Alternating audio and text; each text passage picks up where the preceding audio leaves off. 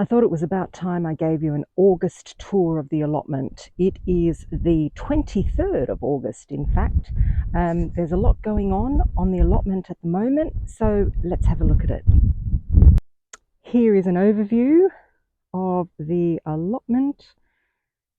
So the shed over there, the greenhouse. Let's go and have a closer look. So let's start with my sweet corn bed. I put these sweet corn in quite late, even though they're called early bird. And so they're just forming their tassels now on the corn.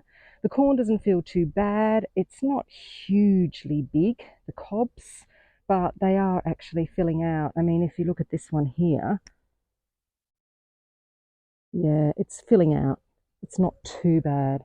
So they're going to be quite a while. And at the end of here, I've got those little mini popcorn. Is that what they're called? Mini corns, you know, that you put into Asian cookery. So that's in there. Right, let's have a look at this bed. I am really happy with this bed.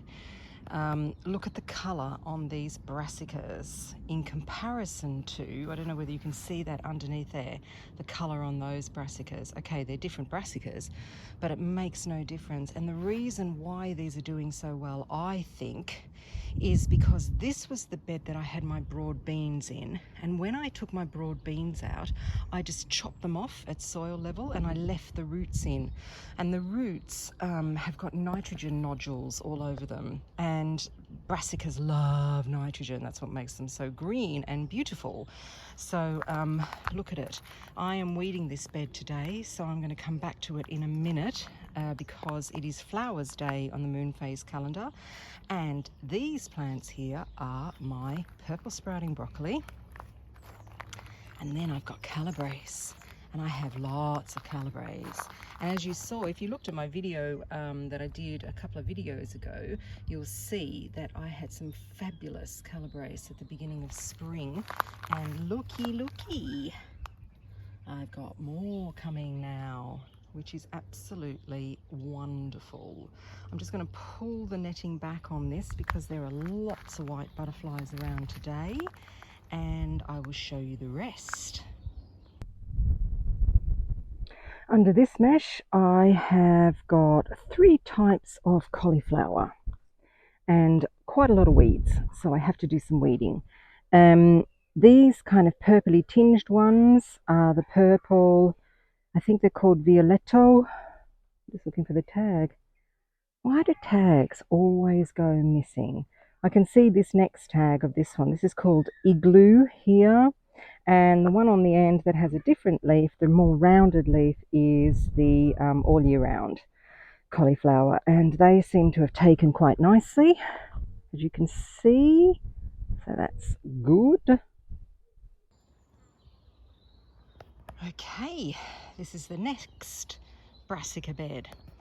In this bed, I mainly have cabbages. So I have some Savoy cabbage here. It's starting to show its little crinkled leaves. The thing is with Savoys, you've got to watch woolly aphid on Savoy. They seem to love woolly aphid seems to love Savoy cabbage. And I'm just also going to check that one over there because I can see there are some holes in the leaves. New leaves, which means there might be a caterpillar in there. So that's one thing to look out for. When you see holes on the outer leaves, like that for instance, it's probably a slug. If you start seeing holes on the inner leaves, like the one that I showed you over there, that's probably caterpillars.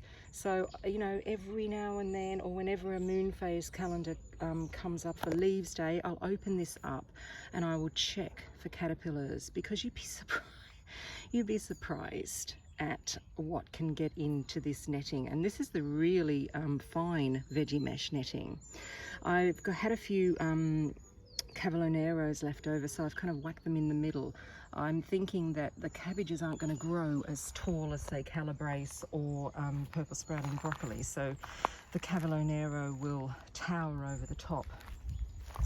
The next thing I've got in here are my beautiful red cabbage that I grew earlier in the year, and I left them in here because they are starting to heart up.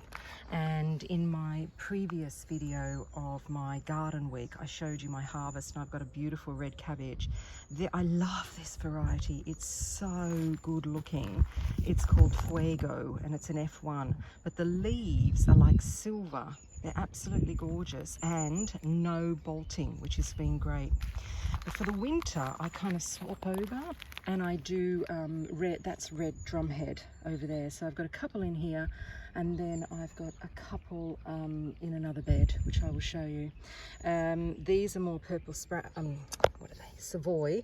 But you can see, okay, so there's some woolly aphid in there. I don't know whether you can see that, but yeah, they love it. They really love these cabbages. And if you can kind of I just try and get rid of them like this, then you know you can keep them under control. Otherwise they will distort the cabbage. Look at that, that's gorgeous. This is some chard that I actually inherited from a plot behind me. They very kindly gave me some chard, which is taken beautifully. This is the rainbow chard. Then I have got my very sad looking courgettes. They are starting to come, even though these ones are really small. These ones here, that one there, doesn't look too bad. This is Ambassador. They went in very late, those seeds, and I put them in because that's what these ones were looking like. Really sad and sorry. The only one that is done, I mean, that's not a bad courgette actually. That's Defender. I'm just going to go around here. So the only one that's really done well are these round ones. Look in there, there's one. You can see just in there, and that's the Tondo di Nizza, I think. I've got another one just there, you can see. But overall, you can see this courgette bed is not good at all this year. There's a shadow of me. And behind me, I'm even embarrassed to show you, I've got this frame here, and I had every intention, even though it's very weedy, of growing Chinese noodle beans, you know, the really long ones, like the Thai yard long beans, and they haven't taken it all. 2 extra sweet corn there. Let's just spin around. One thing that has done really well are my beans. So these are the climbing beans that I've got over here. The dwarf ones are at home, and I have 3 varieties on here. This is a great place to show you. Here, look. The purple ones are Cos de Violette. Fantastic. The speckly one is called Princess, and I'm definitely going to save seed from this one this year because it's been so fantastic and really delicious taste. There we are. Just seen there. And then on the end here I've got these yellow ones, and they are so prolific, and they're called Necker Gold. They're massive. Look, I mean, who needs Chinese noodle beans when you've got these? So yes, the beans have been great. They're looking a little bit bedraggled now because we've had quite a lot of wind, but I'll just show you how great they've been. Fabulous. Here are my Romanesco.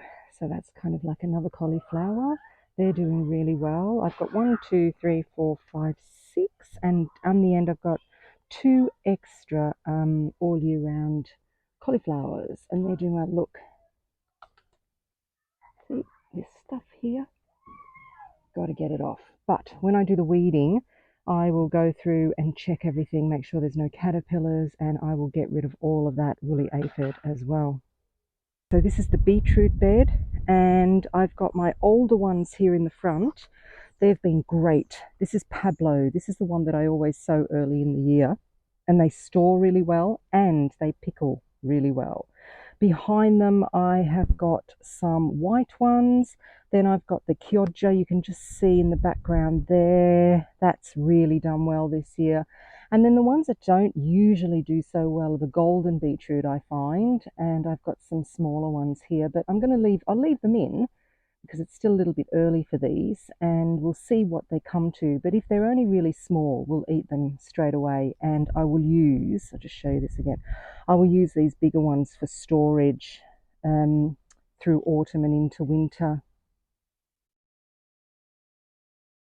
So I've got this little polytunnel which is 4 foot wide, 5 foot long, and it's really easy to move. I move it around the allotment, and underneath it were these plants. I've just taken them off just to have a little bit of a breather, and they are, if you can recognize the not the white butterfly, but if you recognize the flower, they are aubergines, and these are Thai aubergines. Actually, I'm just checking my microphone because it's windy yet again. There you go. See in there? They're the little green Thai aubergines, and they are absolutely laden with flowers, and the fruit is coming. Also underneath this little polytunnel, I have an outdoor cucumber which I have picked from already. That's doing really well, so much better than the cucumbers that I've got in the greenhouse. They have been quite disappointing this year.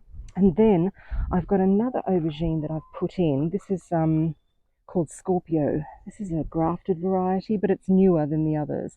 But you can just see I've got an aubergine coming just there, and I can see another one coming just there as well. But I've had a huge aubergine off this plant. There's a few more of the Thai ones. Let's go and have a look. Just in there. They're growing kind of bunches. So now we'll go to the greenhouse and I'll show you the difference between the ones in the greenhouse. Here is the greenhouse, and here are my cucumbers, and they are not looking good at all. I'm going to leave them in because it looks as though they're having like a second flush. You can see that one there's a little mini muncher, but I've actually lost, that is a rogue one going up there, but I've lost that one, and it looks as though I'm losing this one as well to powdery mildew. It's been really sad.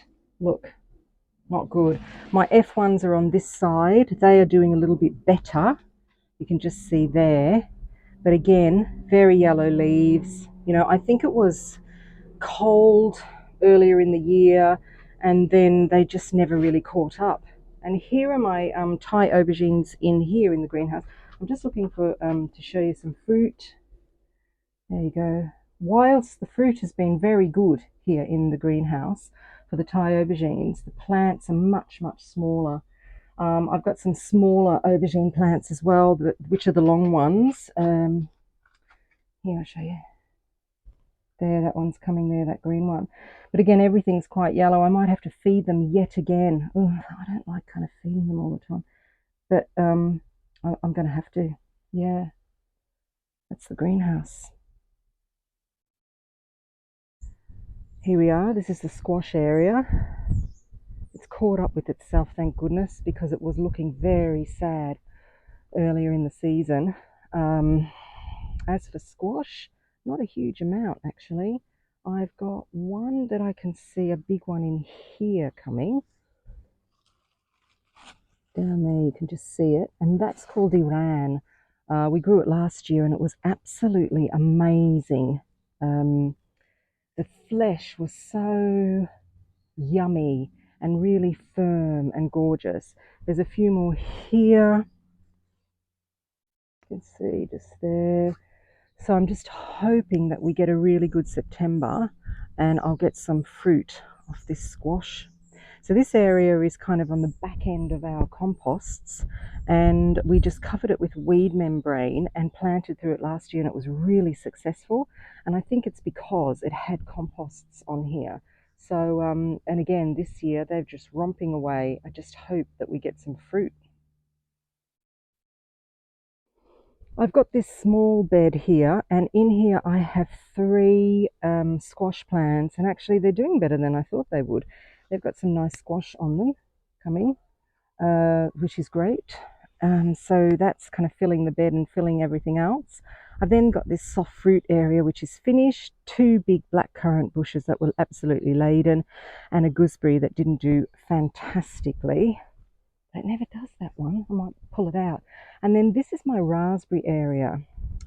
Raspberries have been a real problem. The all gold ones, as you can see just there, have been quite good. But anything that I plant in the center of this always dies. And I think it's because I had a big rhubarb plant in the middle here. And I think it might have left some of its oxalic acid in there. And so that's why all these raspberries are dying. So the centre's just weeds, but on the outside, I've got these all gold. They're good. Okay, let's go round. Then I have this summer one, which is finished, but it's sending up a new stalk, you can see.